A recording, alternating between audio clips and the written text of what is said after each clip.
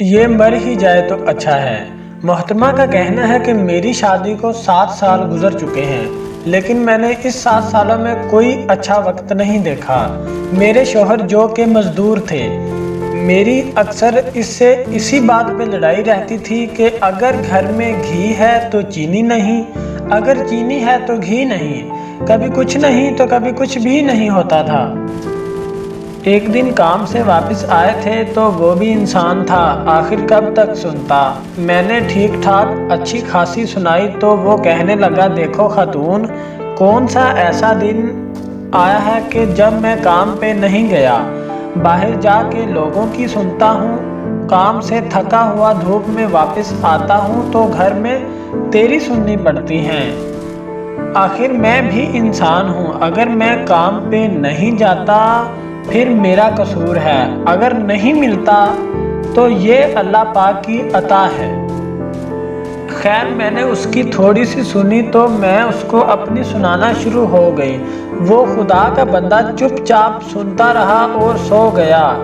صبح کام کے لیے اٹھا، کام کے لیے گھر سے نکلنے لگا تو میں غصے میں تھی۔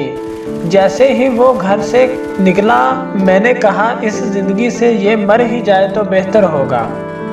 تھوڑی دیر گزری تھی کہ میں کپڑے دھو رہی تھی کہ اچانک دروازہ کھٹکا۔ میں باہر گئی تو ایک صحافی نے پوچھا، کیا آپ امتیاز کی بیگم ہیں؟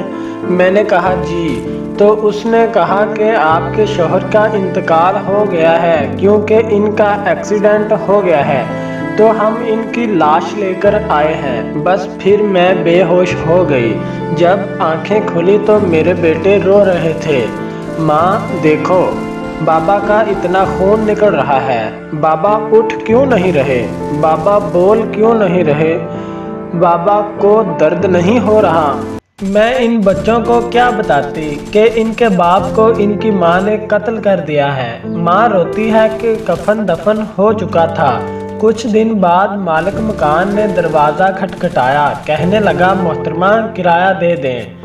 جیسے وہ صاحب گئے، پھر دودھ والا، راشن والا، سبزی والا، گیس والا سب آتے اپنا ادھار مانگنے لگے۔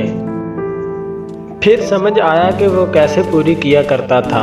مالک مکان نے کچھ دن کا ٹائم دے کے ہمیں گھر سے نکال دیا اور آج میں ذلیل و خوار ہو چکی ہوں اور در بدر کے دھکے کھا رہی ہوں۔